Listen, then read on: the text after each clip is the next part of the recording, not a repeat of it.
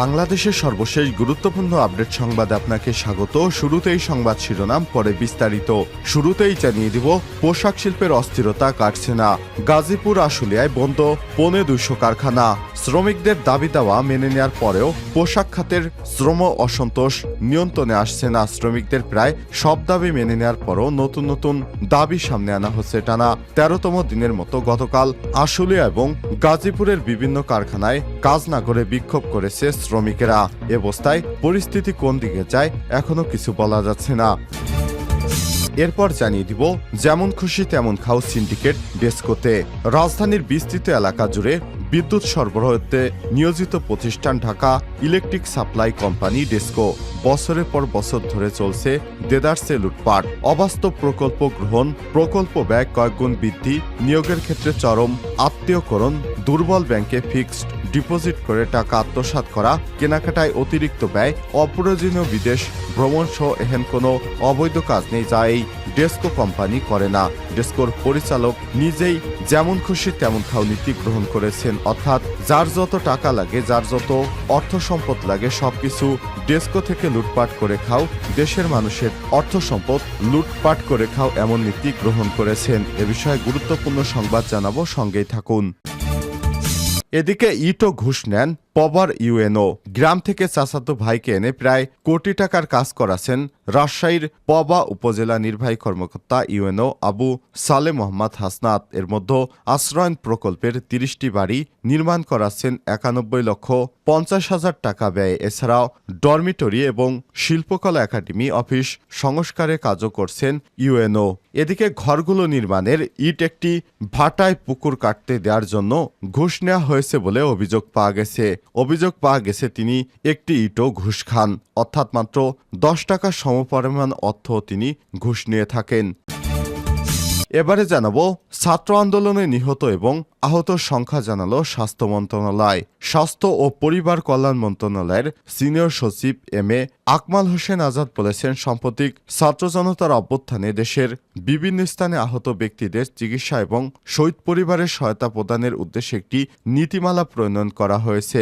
তিনি বলেছেন, আমরা ইতিমধ্যেই প্রায় 700 জনের বেশি মানুষ নিহত এবং 19,000 জনের বেশি আহত ব্যক্তিদের তালিকা প্রকাশ করেছি। জানিয়ে দিব, বাংলাদেশের কোন বিষয়টিকে প্রাধান্য দেবে মার্কিন যুক্তরাষ্ট্র, জানালো যুক্তরাষ্ট্র। যুক্তরাষ্ট্রের আসন্ন উচ্চ পর্যায়ের প্রতিনিধি দল বাংলাদেশের অর্থনৈতিক প্রবৃদ্ধি, আর্থিক স্থিতিশীলতা এবং উন্নয়ন চাহিদা সহায়তার উপর ওয়াশিংটনের দৃষ্টি নিবদ্ধ করেছে। মার্কিন পররাষ্ট্র দপ্তর এই কথা জানিয়েছে, তারা বাংলাদেশকে সহায়তা করবে। এ কারণে মঙ্গলবার মার্কিন পররাষ্ট্র দপ্তরের মুখপাত্র অফিসের একটি মিডিয়া নোটে বলা হয়েছে, যুক্তরাষ্ট্রের দক্ষিণ এবং মধ্য এশিয়া বিষয়ক ব্যুরোর সহকারী পররাষ্ট্রমন্ত্রী ডোনাল্ড লু 10 থেকে 16 সেপ্টেম্বর ভারত ও বাংলাদেশ সফরে আসবেন। এতে বলা হয়েছে, লু ঢাকায় বাংলাদেশের অন্তর্বর্তীকালীন সরকারের সঙ্গে বৈঠকের জন্য একটি আন্তঃসংস্থা প্রতিনিধি দলে যোগ দেবেন। প্রতিনিধি দলের মার্কিন ট্রেজারি বিভাগ, ইউএসএআইডি এবং মার্কিন বাণিজ্য প্রতিনিধি অফিসের প্রতিনিধিরা থাকবেন। ঢাকায় অবস্থানকালে লুয়ের প্রধান উপদেষ্টা অধ্যাপক ডক্টর মোহাম্মদ ইউনুস, পররাষ্ট্র বিষয়ক উপদেষ্টা মোহাম্মদ তৌহিদ হোসেন ও সুশীল সমাজের বিভিন্ন সদস্যদের সঙ্গে দেখা করার কথা রয়েছে। এবং সর্বশেষ জানিয়ে দিব, বিক্ষোভ এবং সংঘাতে থমথমে ভারতের মণিপুর রাজ্য। দেশ থেকে পালিয়ে গেলেন গভর্নর। ভারতের মণিপুর রাজ্যে কারফিউ চলাকালীন শিক্ষার্থী এবং পুলিশের মধ্যে সংঘর্ষ হয়েছে। এতে উত্তাল মণিপুরের পরিস্থিতি আরও উত্তপ্ত হয়ে ওঠে। যদিও রাজ্য জুড়ে নিরাপত্তারও জোরদার করেছে মোদী সরকার। আইনশৃঙ্খলা রক্ষাকারী বাহিনীর অতিরিক্ত সদস্য মোতায়েন করা হয়েছে। তবে মঙ্গলবার রাজ্যের রাজধানী ইম্ফল ছেড়ে আসামের গুয়াহাটিতে পালিয়ে গেছে গভর্নর লক্ষণ প্রসাদ আচার্য। এক সপ্তাহের বেশি সময় ধরে মণিপুরে বন্দুকযুদ্ধ, ড্রোন এবং রকেট হামলায় অন্তত 11 জনের মৃত্যু হয়েছে। প্রিয় দর্শক, তার জেরে মঙ্গলবার 11 জেলা এবং 3 রাজ্যে কারফিউ জারি করা হয়েছে। এতক্ষণ শুনছিলেন সংবাদ শিরোনাম, এবারে বিস্তারিত। তবে তার আগে বন্ধুরা, অনুরোধ থাকবে এই সংবাদটিতে একটি লাইক দিন। এই চ্যানেলে আপনি নতুন হয়ে থাকলে আমাদের সংবাদটি দেখতে দেখতে চ্যানেলটি সাবস্ক্রাইব করে রাখুন। কমেন্ট করে আপনার মূল্যবান মতামত জানিয়ে দিন বন্ধুরা, আপনি বিশ্বের কোন দেশ থেকে বা বাংলাদেশের কোন স্থান থেকে আমাদের সংবাদটি দেখছেন এবং শুনছেন। এবারে বিস্তারিত। পোশাক শিল্পে অস্থিরতা, আশুলিয়া গাজীপুরে বন্ধ 250 কারখানা। শ্রমিকদের সমস্ত দাবিদাওয়া মেনে নেওয়ার পরও তারা কাজে যোগ দিচ্ছে না। কালিয়াকৈর বিগ বস নামের একটি কারখানায় আগুন ধরিয়ে দিয়েছে কিছু দুষ্কৃতকারীরা। আগুন নেভাতে আসা ফায়ার সার্ভিসের গাড়ি প্রবেশে বাধা দেয় তারা। এ সময় কারখানাটির মালপত্র লুটপাট করা হয়। এসব কারণে গতকাল 183টি কারখানা বন্ধ ঘোষণা করা হয়। এর মধ্যে শ্রম আইনে 13/1 ধারায় বন্ধ হয় 54টি কারখানা। নো ওয়ার্ক নো পে, অর্থাৎ কাজ নেই তো মজুরি নেই ধারায় বন্ধ হওয়া কারখানাগুলো যতদিন বন্ধ থাকবে ততদিন মজুরি পাবে না শ্রমিকেরা। এই ঘোষণার পর গতকালই কাজে ফিরতে কারখানায় ভিড় করেছেন সাধারণ শ্রমিকেরা। তবে শ্রমিক পরিচয় দেয়া কিছু ষড়যন্ত্রকারী এবং বহিরাগতদের কারণে কারখানা খুলতে পারছেন না বলে জানিয়েছে মালিক কর্তৃপক্ষ। সমকালকে বিভিন্ন কারখানা কর্তৃপক্ষ জানিয়েছে পোশাক শিল্পকে স্থায়ীভাবে অস্থিতিশীল করার উদ্দেশ্যে প্রায় সব কারখানায় 20 থেকে 25 জনের এজেন্ট নিয়োগ করেছে ষড়যন্ত্রকারীরা। বাইরের ইন্ধনে তারাই সাধারণ শ্রমিকদের উস্কে দিয়ে কর্মবিরতি, হামলা এবং ভাঙচুরের ঘটনা ঘটানোর চেষ্টা করছে।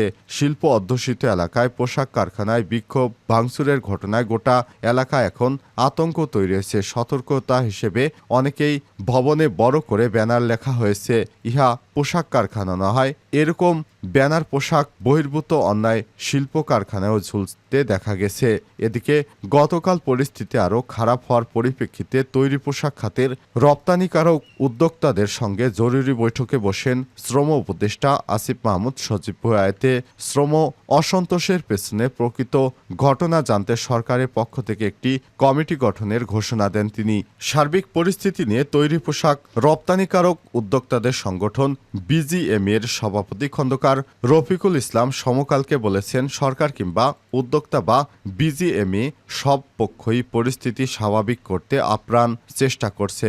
2-1 দিনের মধ্যেই পরিস্থিতি স্বাভাবিক অবস্থায় ফিরবে বলে আশা প্রকাশ করেছেন তিনি। 13/1 ধারায় কারখানা বন্ধ রাখার বিষয়ে তিনি জানান, শ্রমিকেরা মজুরি থেকে বঞ্চিত হোক এটা তারা চান না, কারণ শ্রমিকদের বুঝিয়ে শুনিয়ে কাজে ফেরানোর চেষ্টা করছেন তারা।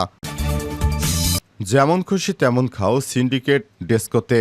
সংশ্লিষ্টরা বলছেন, দেশের রাজনৈতিক পথ পরিবর্তন ঘটলেও ডেস্কোতে তার আঁচও লাগেনি। উল্টো দুর্নীতিবাজ কর্মকর্তারা একাট্টা হয়ে আগের মতোই লুটপাটের শখ প্রকল্প পাশ করাতে উঠে পড়ে লেগেছে। গুরুত্বপূর্ণ এই প্রতিষ্ঠানে সক্রিয় দুর্নীতিবাজ এবং ক্ষমতাচ্যুত সরকারের আশীর্বাদপুষ্ট কর্মকর্তাদের বিরুদ্ধে ব্যবস্থা না নিলে যে কোনো সময় বিদ্যুৎ ব্যবস্থাপনায় অনাকাঙ্ক্ষিত পরিস্থিতি সৃষ্টি হতে পারে বলে আশঙ্কা অনেকের। জানা গেছে, Dhaka power system expansion and এক্সটেনডেনিং প্রজেক্ট ব্যয় ধরা হয়েছে 2,272 কোটি টাকা। এরই মধ্যে এই প্রকল্পের আওতায় কেনাকাটা বাবদ প্রায় 200 কোটি টাকা ব্যয় করা হয়েছে। নথিপত্র বলছে, এই 200 কোটি টাকার কেনাকাটায় নেওয়া হয়েছে বড় অনিয়মের আশ্রয়। কোনো পণ্য 2 থেকে 3 গুণ বেশি দামে কেনা হয়েছে। এতে 33 কেবি XLPA 1 কোর 500 XQMU জি কপার কেবলস কেনা হয়েছে প্রতিটি 1,42,623 টাকা, অথচ আগে এটি কেনা হয়েছিল মাত্র 58,000 টাকায়। এতে প্রকল্পের জিনিসপত্র কেনার ব্যয় 142% বেড়ে গেছে। ইটো ঘুষ নেন পবার ইউএনও।